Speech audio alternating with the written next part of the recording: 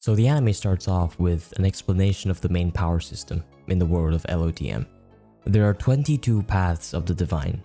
Let's just call them pathways. Each pathway has 9 sequences, starting from sequence 9 being the weakest. The lower the number, the stronger the godhood. How one begin their journey on these pathways varies depending on the person, but mostly, people advance in sequence numbers by drinking specific potions. The people who survive the potions and gain its powers are called Beyonders. For now, that's all you need to know. After that, we actually see our Klein fighting against the corrupted creature. I don't think this is a spoiler, but this will be the final fight of Season 1, so... I mean, y'all got spoiled by the anime itself, can't blame me. We get back to the chronological timeline where we see Klein, well, not Klein yet, Mr. Zhu Min Rui. I'm so sorry. Transmigrating into another world. His soul or spiritual body accommodated inside the deceased body of Klein already. I won't fully explain what happens here because that is going into territories even beyond volume 5 or 6 of the novel, if I remember correctly. Just pretend for now, RMC got isekai'd. One thing that confuses me though is, what is up with that plane? Because Klein did not get isekai'd by jumping out of a plane. Maybe it's an anime original, I don't know. First thing he notices, there's a hole in his head.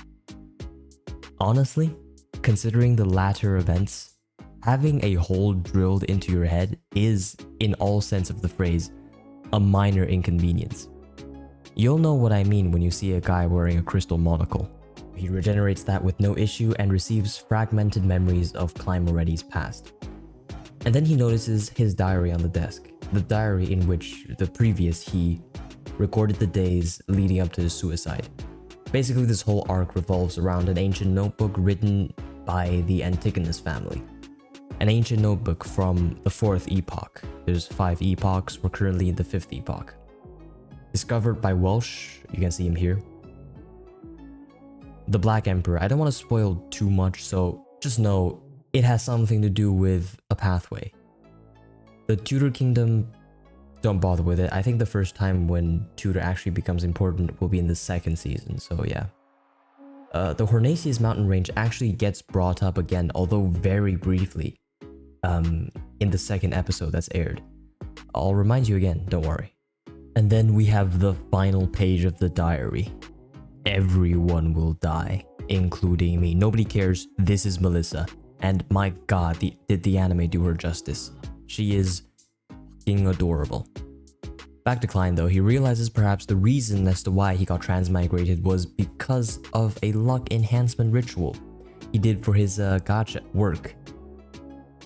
He was a bit unlucky with his day job. They don't specify this in the anime, but he didn't immediately get yeeted into Klein's body. That's why the momentary confusion. Back to the present, Klein reasoned to try the luck ritual again in order to return to his own world so he can gacha work. This is also not fully explained, but implied in the anime. The ritual requires food to be placed in 4 corners of a room with specific names written on them. Hence why the trip to the bakery. On the way to the bakery shop, he discovers people on the streets playing a game of cards. A game from Earth. From the original Klein's fragmented memories, he realized that the Intis Emperor, Rosel Gustav, was the one who invented this game, along with the steamship and the Spring Festival. Klein realized from this that the Intis Emperor was probably a senpai in terms of transmigration. Although what follows left even me a bit confused, this cat and mouse sequence was not in the original novel. I have a clue as to what this could be, but for simplicity's sake, Klein was tailed by someone we don't know. The pervert was stopped by this guy called Leonard. Side note, I was so disappointed when they left Klein's interaction with him out of the anime. Although it doesn't happen here, I kid you not, first thought that came to Klein's mind when hearing Leonard talk was, and I quote loosely, "Who is this freaky dude? Looks hella gay." So in the anime, Klein goes into the circus to hide from the 2 perverts and comes across a fortune teller who predicts his present to be the Fool card. Gay man spotted, we run.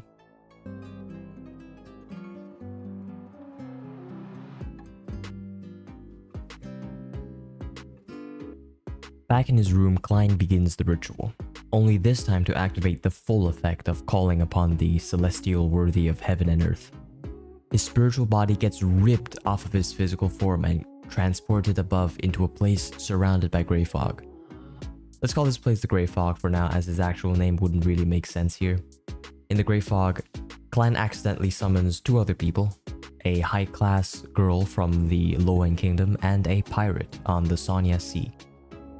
As all three of them stares at each other, the girl asks Klein for what reason they were summoned into his divine kingdom, and Klein was like, "Hell nah, you call this place a divine kingdom? No palace, no nothing."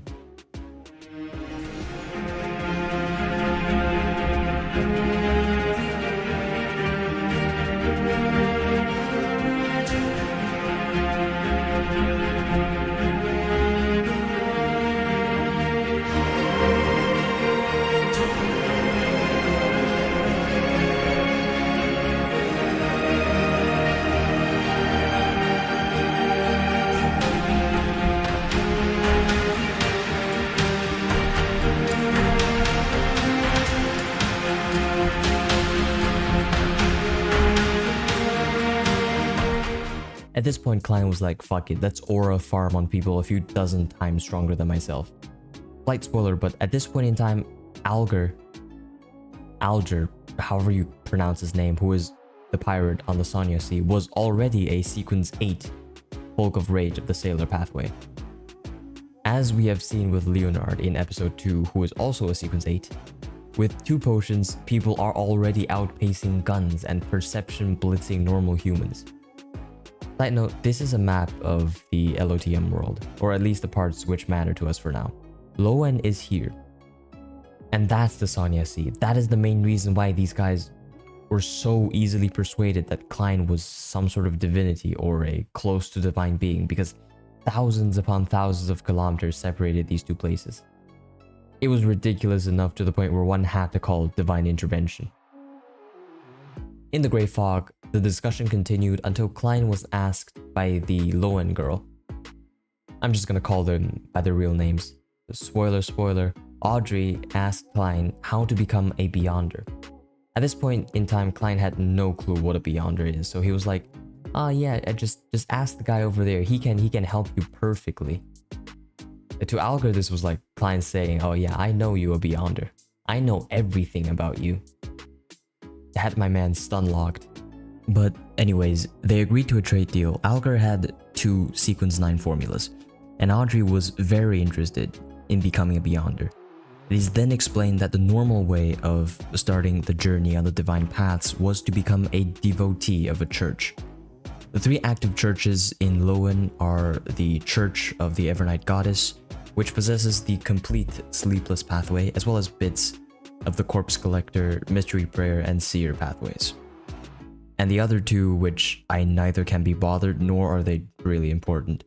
The formulas Alger had on hand were Sequence 9 of the Sailor pathway and Spectator pathways.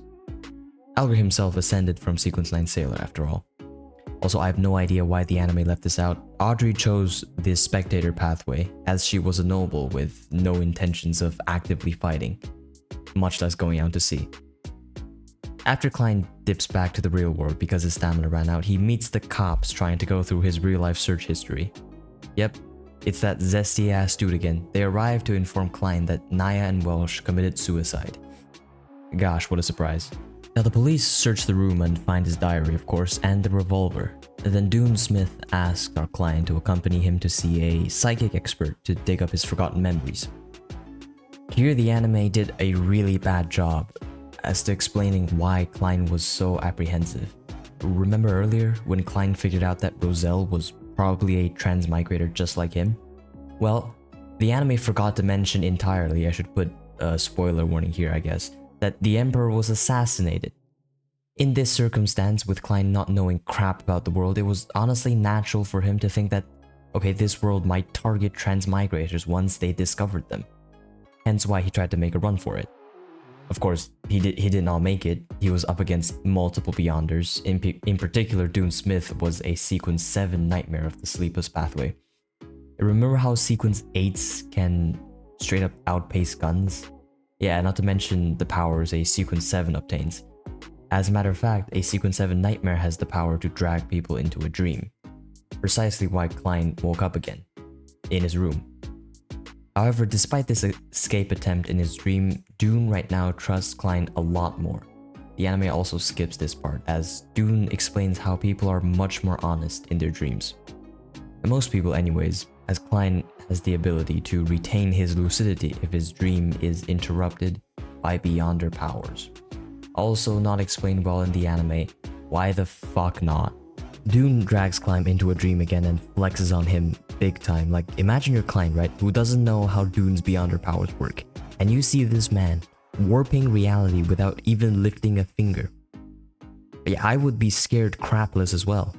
And now comes Madame Dali, Sequence 7 spirit medium of the corpse collector pathway. Basically mind hexes into Klein's inner thoughts, but remember how Dune Smith pulled them into a dream first?